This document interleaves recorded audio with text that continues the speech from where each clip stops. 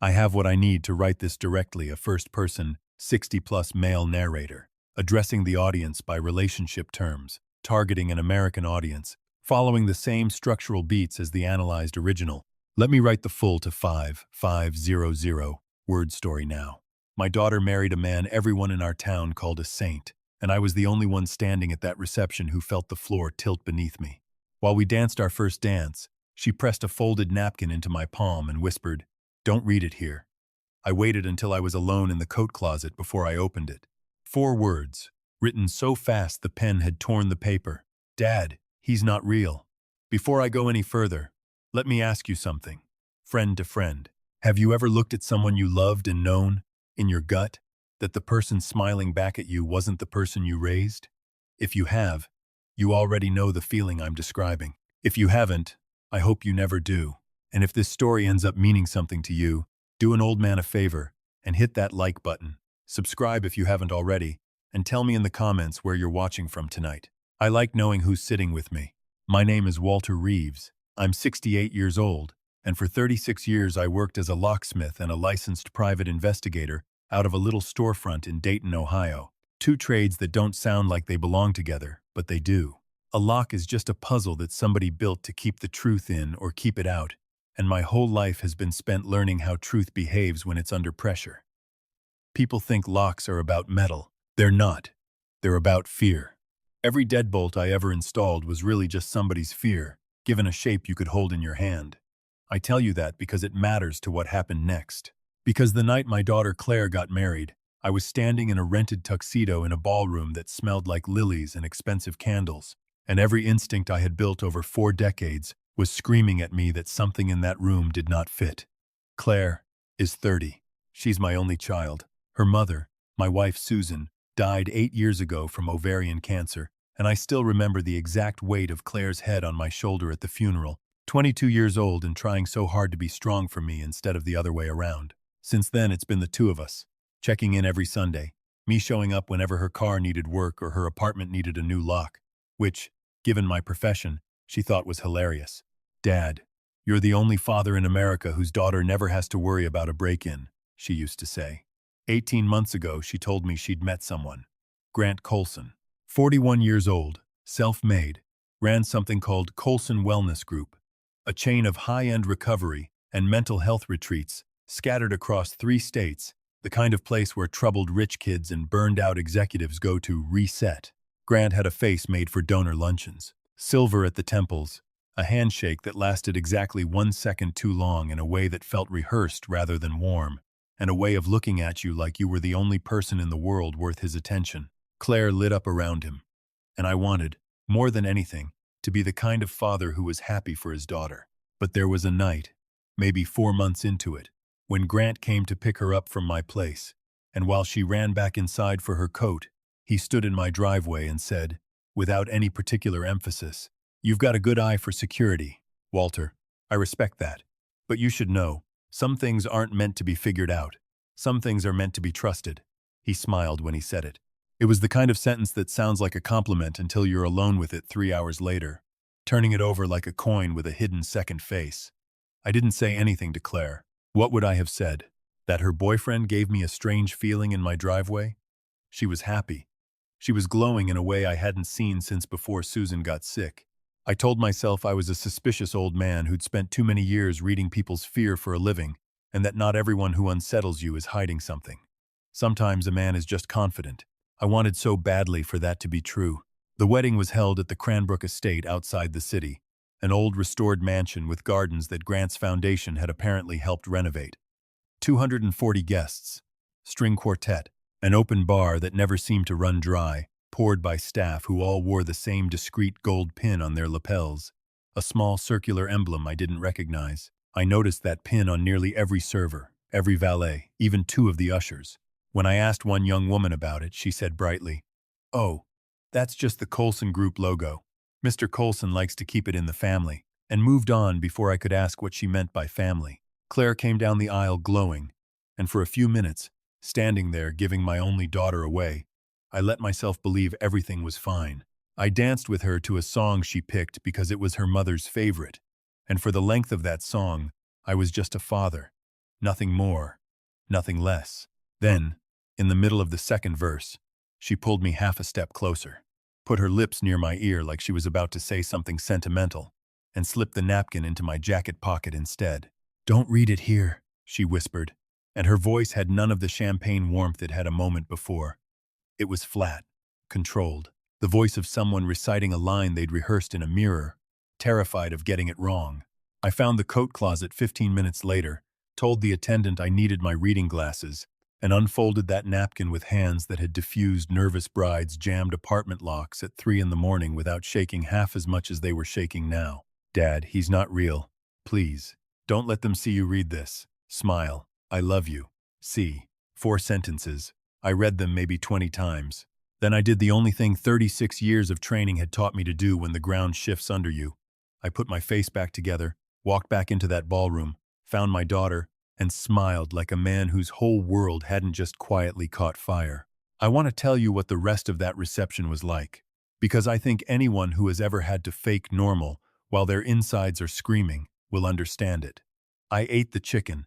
I clinked glasses with strangers who told me what a lovely couple Grant and Claire made. I watched Grant work that room like a politician 3 weeks from an election, and every single time his eyes drifted toward Claire, I watched her posture change, just slightly, the way a dog's ears go back when it hears a sound the rest of us can't. "He's not real." What does that mean? Coming from a grown woman marrying a man in front of 240 witnesses. Not real as in a liar, not real as in a fraud, but something in the specific wording of it. "Don't let them see you read this." Told me this wasn't cold feet. This was fear. Precise, practiced fear. The kind you only develop when you've learned exactly how much you're allowed to show. I didn't sleep that night. I sat in my kitchen with that napkin flattened on the table under the lamp, and I did what I do best. I started taking the lock apart. The next morning, I called Claire's cell. It rang twice and went to a smooth, professional voicemail that wasn't the one I remembered from a month ago. I texted her, "Sweetheart, are you all right? Call me." 3 hours later, I got a reply. "Everything is wonderful, Dad. Just settling into married life. Talk soon." An exclamation point. Claire has never in her life used an exclamation point to talk to me. Claire, when she's tired, texts me single words.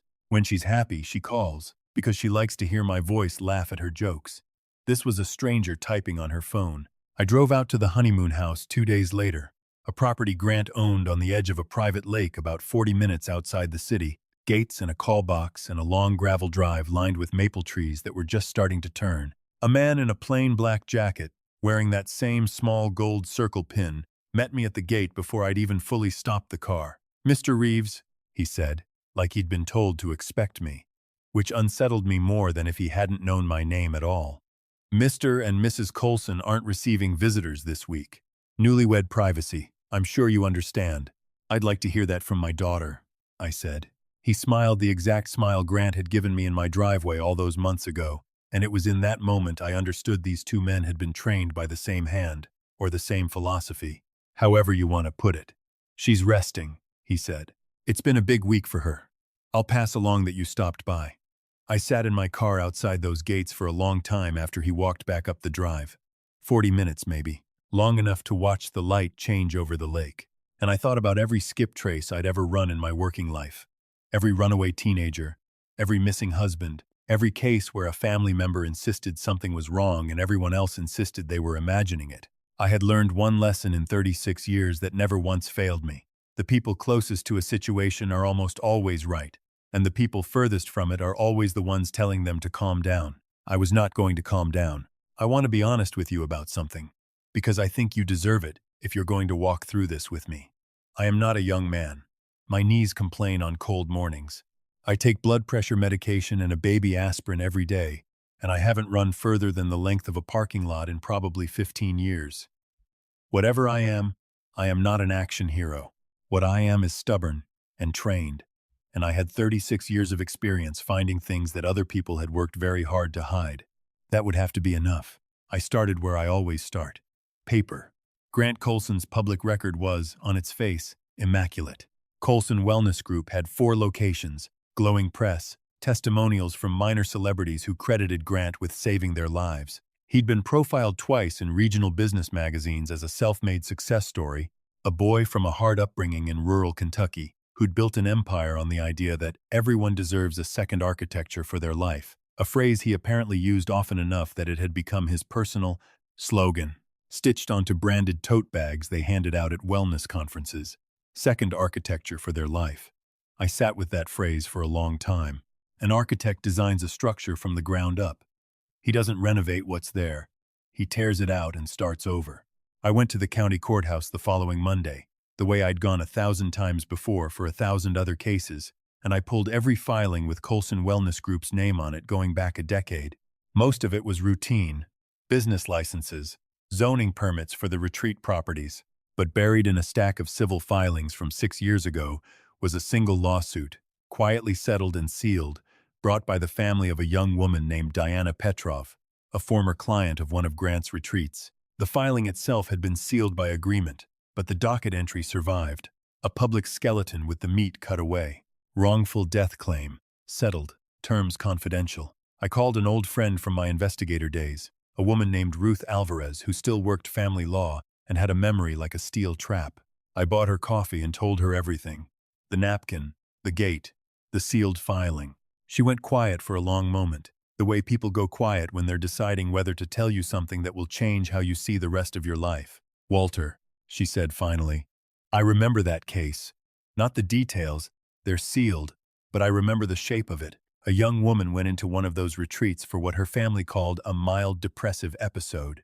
She came out 8 weeks later engaged to marry one of the program's senior counselors, having signed over power of attorney on a trust her grandmother left her. 2 months after that, she was dead. Officially, an accidental overdose. The family believed otherwise, but they didn't have the resources to fight it past a settlement. That settlement bought their silence, Walter. That's what those confidential terms usually mean. I sat in that coffee shop and felt something cold settle into my chest that has never fully left since. Because I understood, in that moment, exactly what kind of business Grant Colson was really running, and exactly what kind of man had just married my daughter in front of 240 smiling witnesses. This wasn't a wellness company. It was a machine for finding vulnerable people with money behind them, and it had already killed at least once. I need to slow down here and tell you what the next 3 weeks looked like, because I think anyone listening who has ever tried to save someone who doesn't yet know they need saving will recognize this part. I couldn't call the police. What would I tell them? My daughter used 4 sentences on a napkin and my son-in-law runs a legal wellness company. I had a docket entry with no details and the instinct of an old man who reads people's fear for a living. That's not evidence. That's a feeling. And feelings don't get warrants. So I did what I know how to do. I watched. I drove past the lake house every few days, never stopping, just watching the patterns. I noted which cars came and went, the black SUVs with the gold circle logo small on the rear window, the same 2 or 3 men rotating through what I now understood was a private security detail dressed up as household staff. I noticed that Claire's own car, the little blue hatchback I'd helped her buy 4 years ago, sat untouched in that driveway week after week, gathering leaves, while a new black sedan came and went in her place. My daughter, a woman who once drove 6 hours alone to see a concert because she refused to depend on anyone for anything, was apparently no longer driving herself anywhere. I called her every few days. The calls got shorter. The voice got flatter. Once, near the end of a call, I heard her start to say something. Dad, I need to tell you. And then a pause, a muffled sound like a hand over the receiver, and then Grant's voice, warm and easy, saying, everything all right in there, honey? Before Claire came back on the line bright and hollow and told me she loved me and had to go. I need to tell you. 3 words that undid me more completely than anything else in this entire ordeal, because they told me she was still in there. Still my daughter. Still fighting whatever was being done to her, one small, unfinished sentence at a time. I thought about going back to that gate. I thought about it every single day. But I had learned something from 30 years of watching runaway cases and custody disputes go wrong. The moment you announce your intentions to a controlling person, they accelerate the isolation. If Grant knew I suspected him, Claire would disappear further, move to another property, another state, another life I couldn't trace. I needed to be smarter than angry. I needed to be patient in a way that felt, every single day, like it was going to kill me. So I went back to what I know, locks and paper. I found Diana Petrov's mother, Elena, living 40 minutes outside the city in a small ranch house with a garden gnome collection on the porch and grief still sitting behind her eyes like a permanent tenant. It took me 2 visits and a great deal of careful, gentle honesty before she trusted me enough to talk. I told her about Claire. I told her about the napkin. Somewhere in the telling, Elena Petrov began to cry, and then she went into her bedroom closet and came back with a shoebox. She said she'd kept hidden, even from her own lawyer during the settlement, because the settlement had required her to destroy anything related to the case, and she had never quite been able to do it. Inside were photocopies, Diana's handwriting, journal pages smuggled out during her stay at the retreat before things fully closed around her, describing group sessions that felt less like therapy and more like something out of an old film about brainwashing, described a technique the counselors called unmaking the architecture, where clients were made to write out every relationship, every friendship, every financial safety net in their old life, and then, guided by a counselor, systematically talk themselves into believing each one was actually a source of their pain. Parents became controlling, old friends became toxic, financial independence became a symptom of fear rather than a strength. By the end of the program, the only person left standing in the newly built architecture of these people's lives was whichever counselor had guided them there. For Diana, that counselor had been Grant Coulson himself, back when he still personally ran sessions before the company grew large enough that he mostly recruited and trained others to do it for him. I sat in Elena Petrov's small kitchen holding photocopies of a dead woman's handwriting, and I understood, with total clarity, that my daughter Afee's somewhere in the middle of that exact process right now, being systematically unmade, one relationship at a time, and that I was very likely already on the list of things she was being coached to believe was toxic. Elena agreed to talk to me on record. It wasn't enough for a courtroom, not yet, but it was a place to stand. And a place to stand was more than I'd had a week earlier. Here is where I have to tell you about the night everything changed, because I've been circling it the way I think you circle the hardest parts of any story you're telling for the first time. It was a Tuesday, almost 5 weeks after the wedding. My phone rang at 2:14 in the morning, and it was Claire's number, but for 3 full seconds nobody spoke, just breathing and the sound of wind. Then her voice came through, hoarse, urgent, more like herself in those 10 seconds than she'd sounded in over a month. "Dad, I don't have much time." I took his phone. "Please, you have to come get me. But not to the house. They'll see the cars on the driveway camera. There's a maintenance road behind the property, off Route 9. It comes up along the back of the lake past an old boathouse. I can get out through the kitchen door if the alarm code hasn't changed. I still remember it from before he changed everything else. Midnight tomorrow. Please, Dad. Please believe me. I'm not crazy. I know how this sounds." "I already know," I said. "I know about Diana Petrov. I know what he does. I'm coming." There was a silence on the line so heavy I could hear my own heartbeat in it. And then she said, in a voice that broke my heart clean in half, "I thought I was the only one who ever figured it out." The line went dead before I could say another word. I did not sleep. I spent that night the way I've spent the most important nights of my working life, laying out tools on my kitchen table under the good lamp. Bolt cutters, a set of picks I hadn't touched in a decade because most of my work had gone digital, but a good lock is a good lock no matter the year. A car battery jump pack in case the old maintenance road ate my alternator. A burner phone Ruth had helped me set up so nothing could be traced back through Claire's compromised accounts. And a folder, thin but real, containing Elena Petrov's statement and the sealed docket number. Because if this went wrong, I wanted a record somewhere that someone, at some point, had known the truth and tried. I told Ruth where I was going and gave her instructions to call the state police at a specific hour if she didn't hear from me. I did not call the local police department directly, because 2 of Grant's board members, I had since learned through public campaign finance filings, had personally donated to the sheriff's last re-election campaign, and I was not willing to bet my daughter's safety on the assumption that those donations bought nothing. The next night, I drove out to Route 9 in the dark with my headlights off for the last half mile, navigating by moonlight and 30 years of muscle memory for reading unfamiliar terrain. I found the maintenance road exactly where Claire said it would be, overgrown, barely more than 2 ruts in the grass, leading down toward the black shape of an old boathouse at the edge of the lake. I want you to understand what that walk felt like, because I think it's the most honest thing I can tell you about growing older. My heart was pounding so hard I could feel it in my teeth. My knees ached with every step over the uneven ground. I am 68 years old, and I was creeping through the dark toward a house owned by a man who I now believed, with everything in me, had already gotten away with killing one young woman and building an entire second life out of the wreckage of it.